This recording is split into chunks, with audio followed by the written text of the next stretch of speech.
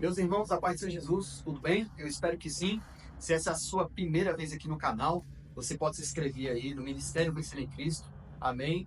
E nesse estudo bíblico, nós vamos dissertar a respeito do catolicismo. Amém? Então, se você, porventura, é católico romano, você também é bem-vindo aqui nesse canal, é bem-vindo aqui nesse estudo, porque através desse estudo aqui pode clarear, iluminar a sua mente, que a Bíblia diz: conhecereis a verdade e a verdade vos libertará. Amém? Então, nós vamos falar aqui um pouco do como surgiu o catolicismo e como surgiu o protestantismo. Né? Eu sou protestante, nós somos protestantes, então uma das acusações, né, que alguns humanos fazem é que eles surgiram primeiro do que nós. Na verdade, o termo protestante ele surgiu há 500 anos, né, com a reforma, juntamente ali com Martinho Lutero. Todavia, o protestantismo, a doutrina protestante, ela é muito antiga. Por quê? Porque quando Martinho Lutero ele quis reformar a igreja, Martinho Lutero ele não queria criar um outro viés, não, ele queria reformar a igreja católica. Todavia, os padres, o Papa, resistiam os concílios muito fortes, eles não queriam reformar, reestruturar a igreja, fazendo com que ela adquirisse aquele padrão anterior da igreja primitiva. Então, o que eles fizeram? Excluir, excomungar. Então surgiu a igreja protestante, ali foi surgindo os presbiterianos, os batistas, logo após os metodistas ali com John Wesley, amém? Então fique aqui no canal e você vai saber tudo sobre o cristianismo a respeito do catolicismo romano e do protestantismo. Gente, a igreja católica apostólica romana, ela surgiu no ano de 324 depois de Cristo, com o imperador Constantino. Ele foi o primeiro imperador cristão. Então, o que acontece? Ele oficializa o cristianismo como a religião oficial do Império Romano. Isso começa a acarretar muitos problemas. Por quê? Porque aquilo que deveria ser por conversão, agora é adquirido através de adesão. Então, muitas pessoas elas não se convertiam, elas aderiam um estilo de vida cristão para estar entre os feudais, para que essas pessoas adquirissem favores imperiais. Então, por causa disso, ao longo dos séculos, alguns imperadores se titulavam cristão. Eles não eram cristãos, mas eles se intitulavam cristão justamente para se tornar um imperador, para estar entre os oligarcas. Então, o que acontece? Muitos imperadores surgiram se intitulando cristão, mas na verdade eles eram pagãos. Então, através disso, surgiu muitas doutrinas, como purgatório, pagamento de indulgência, por exemplo. Existia na Idade Média uma possibilidade de você, por exemplo, eu quero ter um terreno no céu. Você poderia pagar para ter um terreno no céu. Ou então, se você pecasse, você poderia dar tantas moedas de prata e você teria o seu pecado perdoado. Isso é uma coisa que é totalmente contra a palavra de Deus. E por que isso surgiu? Porque surgiu muitos imperadores, influenciadores políticos que se diziam cristãos para justamente ter essa entrada dentro da política romana. Amém? Então, o que acontece? Eu quero primeiramente dizer para você que nós não temos problema com a palavra católico ou apostólico. Por quê? Porque nós somos católicos. Como assim, pastor Júnior? Eu vou te explicar. A palavra católico quer dizer universal. Isso quer dizer que o cristianismo ele é não somente para o judeu, ele é também para o gentio, para todo mundo que quiser abraçar essa fé, quiser se converter em Cristo Jesus, nós somos católicos, ou seja, o evangelho ele é universal. Qualquer um, seja homem, seja mulher, seja escravo, seja livre, você pode ser um cristão. Amém? Isso que quer dizer católico. Agora, a palavra apostólico quer dizer que nós cremos na doutrina dos apóstolos, mas a partir do século IV. A partir do momento em que o imperador Constantino ele coloca a igreja católica apostólica romana, é que o caos acontece dentro do cristianismo. Acontecem muitas perseguições, muitas pessoas morreram queimadas, porque se você pregasse a palavra de Deus sem a autorização da igreja católica, você era intitulado, imputado como um herege. E a pena para um herege naquela época era enforcamento, ou você seria morto, queimado em praça pública, como objeto de testemunho, né? Então, muitos imperadores pagãos que se diziam ser cristãos, eles colocavam essas coisas para adquirir dinheiro, porque se uma pessoa diz assim, olha, você não precisa pagar para ter o seu pecado perdoado. Então as pessoas paravam de dar dinheiro para a Igreja Católica. Então, os hereges, que, né, entre aspas, hereges, quando eles pregavam contra isso, isso mexia no cofre da igreja. Isso mexia nos bolsos dos padres, do imperador. Então, por isso que as pessoas morriam dessa forma. Um dos exemplos aqui é o William Tyndale. O William Tyndale, ele traduzia o Novo Testamento para a linguagem do povo, em inglês. E por causa disso, William Tyndale, ele morreu queimado por traduzir a palavra de Deus. Ele era conhecido como contrabandista da Bíblia, né? E ele pregava sem autorização da Igreja Católica. Teve um dia em que se formou um concílio, uma reunião, e os padres estavam na mesa e falaram assim: olha, William Tyndale, se você continuar a pregar a palavra de Deus sem a nossa autorização e pregar coisas que nós não autorizamos, você vai ser sancionado pela igreja. E o William Tyndale disse assim: olha, se Deus me conceder vida, eu vou fazer com que um camponês conheça mais da escritura do que vocês. Então ele é enforcado e depois queimado. E muitas outras pessoas, John Hus, ele foi morto queimado também. Ele profetizou que surgiria 100 anos depois uma pessoa que iria reformar e que a igreja não conseguiria matar ele, que foi Martim Lutero. Então, irmãos, vamos observar aqui muito bem. A Igreja Católica, qual a diferença da Bíblia católica para a Bíblia protestante? Alguns católicos dizem assim: rapaz, vocês que são protestantes, vocês estão totalmente equivocados, porque vocês tiraram 7 livros da Bíblia. E eles até utilizam de um versículo dizendo, olha, eles fazendo aquela menção em que Jesus diz que se alguém tirar um tio da letra, você vai ser penalizado por isso, você vai ser julgado por isso. Só que, na verdade, nós não tiramos nenhum livro. Na verdade, o que Martim Lutero fez foi justamente deixar a Bíblia no padrão da igreja primitiva. Como assim? Quando Jerônimo, que ele foi um grande erudito, ele era um padre extremamente inteligente, o rei pediu para que ele fizesse uma tradução da Bíblia. Tanto que no Concílio de Trento, depois da Reforma Protestante, eles disseram que a versão que deveria ser lida por todos os cristãos, a única versão oficial da Igreja Católica Apostólica Romana é a tradução de Jerônimo, que é aquela chamada de Vulgata Latina. Então, o que acontece? Quando Jerônimo está escrevendo, existe um rodapé de Jerônimo que ele diz assim: olha, e esses livros acrescento eu a pedido do rei. Então, o próprio tradutor, ele traduziu as versões do hebraico, do grego, ele colocou tudo isso em latim. O próprio Jerônimo, o próprio tradutor, ele diz que isso foi acrescentado a pedido do rei. Como assim? Quem é os pais do Antigo Testamento? O povo judeu, são os hebreus. Eles são os donos eles são os pais do Antigo Testamento, foram eles que escreveram. O Antigo Testamento, ele era lido em hebraico, e o povo judeu, todos os sábados, eles liam na sinagoga o Antigo Testamento, que está na nossa Bíblia protestante, que é chamado por eles de Taná. O Taná, ele tem as leis, os profetas, e esse Antigo Testamento, que era lido pelos judeus, tem os 39 livros. O que acontece? Juntamente com Jerônimo, eles pegaram as traduções em grego do Antigo Testamento, lá no Egito, que era a Septuaginta. Então, eles incrementam 7 livros que não eram o padrão dos judeus. O próprio Jesus, ele fez uma confissão dos livros que existiam no Antigo Testamento. O livro da lei, os profetas. E o que acontece? Esses 7 livros, eles têm reputações duvidosas. Eles têm alguns textos que o povo judeu preferiu não incluir dentro do Antigo Testamento, dentro do Taná. Todavia, ainda assim, a Igreja Católica pegou os 7 livros através de Jerônimo e incrementou dentro da Bíblia Católica da Vulgata Latina. Ou seja, o que o Martinho Lutero fez nada mais é do que retornar ao padrão original. Nada mais é do que utilizar o Antigo Testamento como o judeu utilizava, como os pais do Antigo Testamento utilizavam. Então, os protestantes não adicionaram livros. Na verdade, quem adicionou foi a Igreja Católica. O protestante, ele subtraiu os livros que a Igreja forçou num padrão que os judeus não tinham colocado.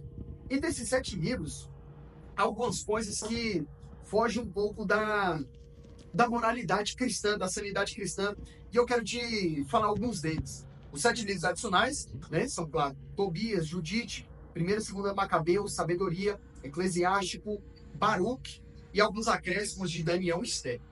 Mas vamos para as heresias que tem dentro desses livros. Vamos para Tobias, capítulo 6, versículo 5 ao 9.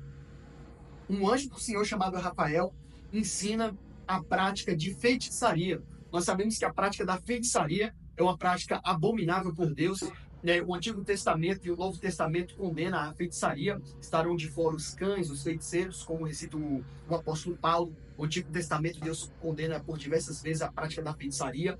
Inclusive o rei Saul, ele consultou uma necromante, né, que praticava as artes de feitiçaria. Agora vamos para Tobias. Tem 3 heresias. A segunda parte de Tobias, que é capítulo 5, do versículo 6 ao 7, mostra o anjo do Senhor, Rafael, contando mentiras. Olha isso. Perdão, Tobias 5, 15 e 19. Em Tobias 12, capítulo 12, versículo 8 a 9, colocar a esmola como um método de salvação. Ou seja, para você ser salvo, você tem que dar esmolas. Nós sabemos que a salvação é pela fé e não pelas obras que eu faço. Amém?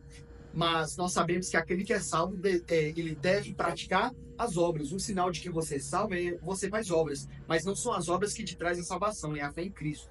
Amém? Agora vamos para a sabedoria, 19. Ensina que a sabedoria também é um método de salvação. Agora, em 2 Macabeus, capítulo 12, versículo 43 ao 46, ensina a oração pelos mortos. Porém, essas pessoas morreram por causa da idolatria. Escute uma coisa. A Bíblia diz que ao homem é destinado ele morrer uma só vez. E depois disso ele segue ao juízo.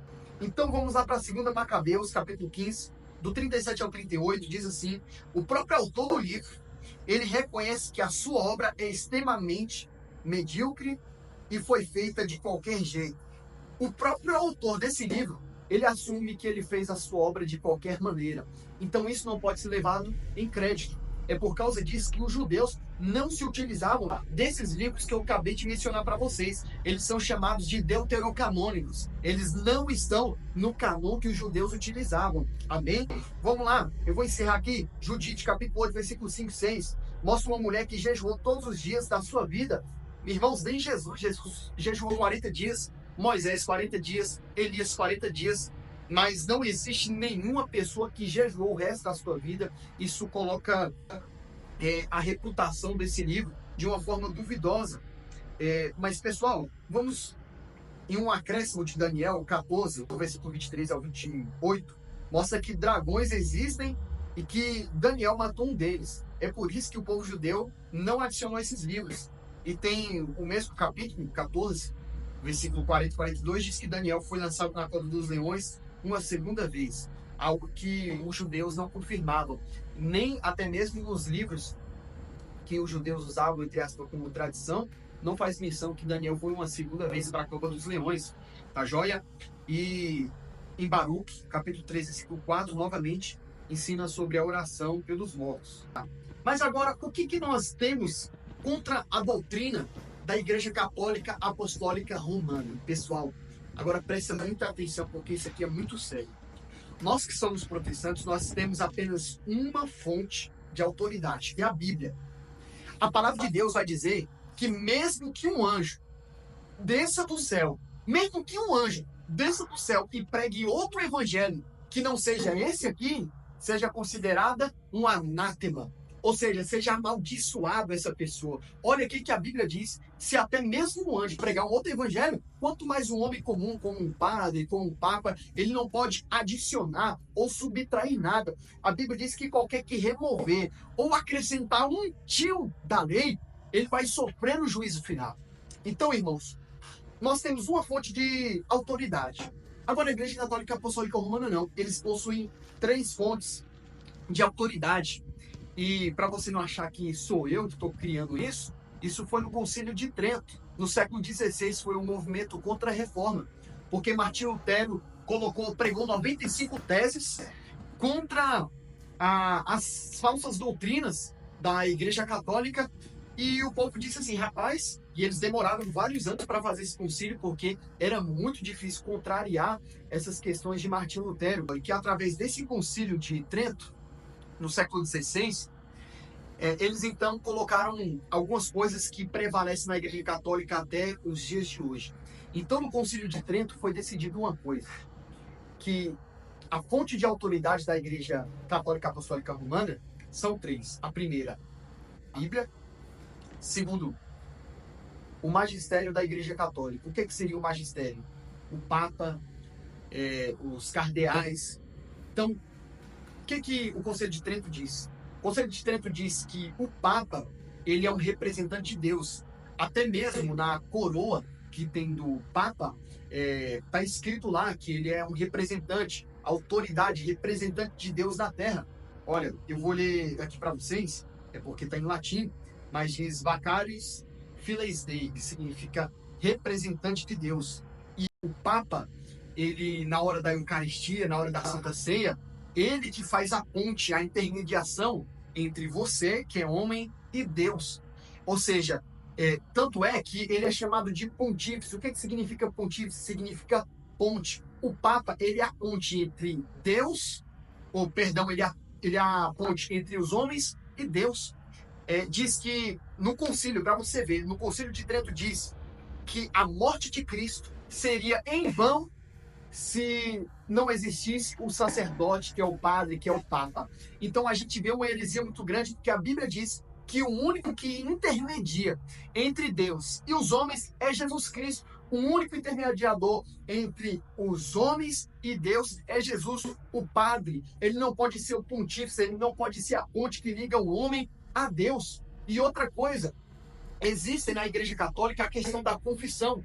O padre, segundo a Igreja Católica, ele tem o poder de perdoar os pecados que os homens cometem contra Deus. Nós podemos sim perdoar pecados que os homens cometeram contra nós, contra mim, contra você. Agora, pecados que o homem cometeu contra Deus, isso é uma heresia muito grande, porque a palavra de Deus diz que o único que tem poder para perdoar pecados é o nosso Senhor e Salvador, Jesus Cristo. O padre e o Papa não pode perdoar os seus pecados. Então, a primeira fonte deles é a Bíblia, a segunda fonte deles é o magistério papal, ou seja, aquilo que o padre, que o Papa decidir é como uma fonte inspirada por Deus e isso é estabelecido como doutrina, ou seja, você é obrigado a seguir isso. Então, para você ter uma ideia de quanto isso é desvirtuante, o Papa, lá em dezembro do ano de 2023, ele publicou, ele anunciou que a todas as igrejas católicas apostólicas romanas do mundo autorizou com que os padres abençoassem a união entre pessoas homoafetivas. Ou seja, se um homem quisesse casar com outro homem, segundo o Papa, ele pode abençoar esse casamento. E nós sabemos que a Bíblia condena isso. A palavra de Deus que ficarão de fora os cães, os feiticeiros, os afeminados. Por diversas vezes a Bíblia nos alerta a respeito das práticas pecaminosas do homossexualismo, da homoafetividade. Então, para você ver que não tem essa possibilidade do padre, do Papa, ele ser uma fonte de autoridade que você tem que seguir, pronto, isso não existe. Agora vamos para a terceira. A terceira é a tradição oral. O que diz? A tradição oral, aquilo que foi passado de um discípulo para o outro, aquilo que o Papa falou para o outro e tudo, aquilo você tem que seguir como doutrina. Gente, nós sabemos que até numa brincadeira meiga de uma criança de telefone sem fio, eu creio que você já deve ter brincado, né? Quando ficam, por exemplo, 7 crianças, elas têm que falar uma frase, formular uma frase, e quando ela vai falando de uma para outra, quando chega na última criança, você vê que já volta de uma forma diferente. Então, a tradição oral, ela não pode servir como uma fonte de autoridade para nós.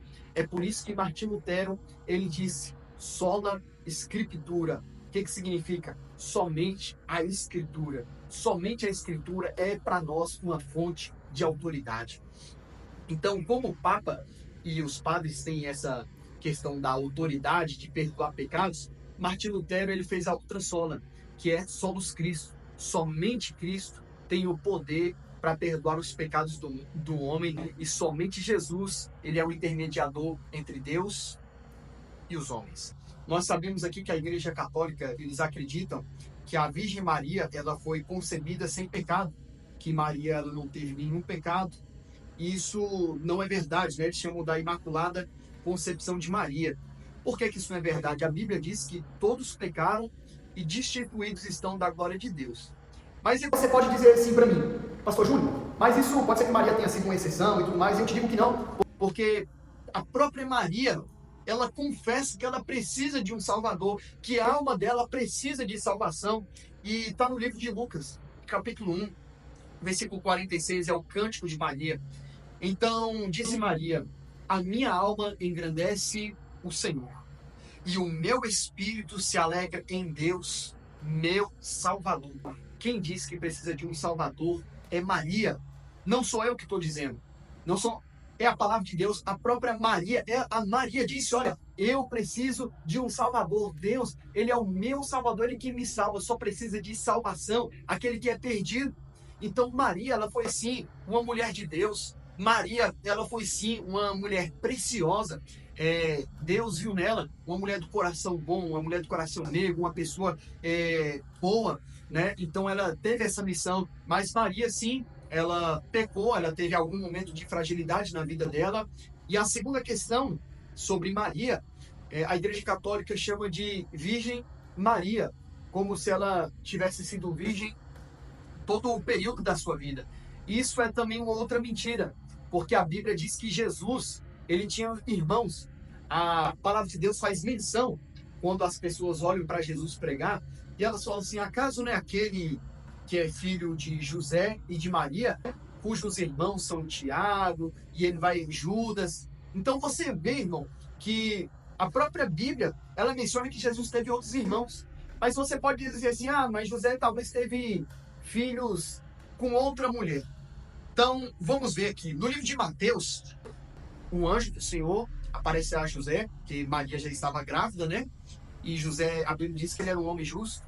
E o anjo fala assim: olha, José, a sua esposa, Maria, não temas, porque ela está concebendo um filho e ele é gerado pelo Espírito Santo. E quando ele termina de pregar isso, a Bíblia diz que José não conheceu Maria até ela conceber Jesus. Ou seja, a Bíblia diz que ele não conheceu Maria até... Gente, essa palavra conhecer não se trata de... Opa, prazer de conhecer, não tem nada a ver. Porque antes disso, eles já se conheciam. O próprio anjo disse, né? José, a sua esposa Maria vai conceber. Ou seja, eles já eram casados. Porém, na cultura judaica, existia um tempo de preparação, um tempo de separação, até os dois se conhecerem no quesito de eles terem contrair um relacionamento sexual.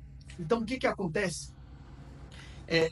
A Bíblia diz que José não conheceu Maria até ela conceber. A Bíblia fala conhecer como um ato sexual por diversas vezes. Por exemplo, a Bíblia diz assim: e Abraão conheceu Sara e concebeu Isaac. Abraão conheceu Sara, ou seja, eles tiveram um relacionamento sexual e gerou o filho Isaac. Amém? Então, essa palavra conhecer, a Bíblia usa esse termo como essa questão de relacionamento. Então, a Bíblia diz: então José não conheceu Maria até ela dar à luz a Jesus. São dessas e entre muitas coisas que nós somos protestantes. São por causa dessas coisas que a gente não consegue caminhar de mãos dadas com o catolicismo, porque nós sabemos que o Papa ele não é o nosso intermediador. E existe uma carta de Maria que a Igreja Católica fez. Ela não está na Bíblia, né, nem católica, é apenas um livro à parte, que ela diz também que Maria é uma intercessora entre Deus e os homens, e a Bíblia diz que o nosso intercessor é o Senhor. Quando o Papa, ele utiliza aquela coroa, que o nome é representante de Deus, autoridade de Deus, isso vai totalmente contra a Bíblia. Por quê? Porque Jesus, ele não deixou nenhum representante humano que não fosse o Espírito Santo. A Bíblia diz: olha, eu estou indo para o alto, eu estou subindo, mas eu vos darei Consolador, que é quem? É o Espírito Santo. Então, o representante de Deus aqui não é o Papa, não é o Padre. O representante de Deus é o Espírito Santo. Jesus deixou para nós o Espírito Santo. Amém? Vamos lá, pessoal. A última questão que eu quero tratar com vocês. O porquê que a conversa de Papa, ela é uma falácia com relação à palavra de Deus. As pessoas intitulam o Papa dizendo que eles são os descendentes de Pedro, da linhagem de Pedro, que Pedro foi o apóstolo, então os papas são apóstolos diretamente de Pedro. E Jesus não colocou Pedro como representante da igreja. Por que eu quero te dizer isso? A palavra de Deus vai dizer que Jesus ele olha para Pedro e ele fala assim: eis que tu és Pedro, e sobre esta pedra Eu edificarei a minha igreja e as portas do inferno não prevalecerão contra ela. Se você pode pegar aí mesmo aí na sua casa, se você tiver um computador aí do seu lado, você pode pegar uma versão transliterada do grego para você verificar. A palavra Pedro, em grego, quando Jesus se refere, é Petro. O que significa Petro no grego? Está lá na tradução. Petro significa fragmento de pedra, ou pedra pequena, pedra menor. Isso que significa. Então Jesus falou assim: eis que tu és Petro, eis que você é uma pedra fragmentada, uma pedra pequena. Aí Jesus diz assim: e sobre esta pedra, Jesus está se referindo a Jesus. Por quê? Porque a palavra pedra no grego, você pode consultar aí. Essa palavra pedra é pedra. E pedra significa pedra maior, pedra angular, pedra de esquina. E a Bíblia diz Jesus dizendo assim: eu sou a pedra de esquina, eu sou a pedra angular. Então, irmãos, a Bíblia diz que ninguém pode lançar outro fundamento a não ser aquele que já está posto, o qual é Cristo Jesus. Então, o Papa ele não pode publicar uma nova doutrina para você seguir, porque isso já foi estabelecido por Deus, está na Bíblia, que é Jesus Cristo. Amém?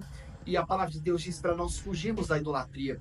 Eu quero te dizer que o homem, o coração do homem ele é uma fábrica de ídolos. As pessoas inventam muitos ídolos, e na Igreja Católica as pessoas dizem que quando elas levantam uma imagem, é apenas admiração, mas você vê que as pessoas dobram os joelhos perante dessas imagens.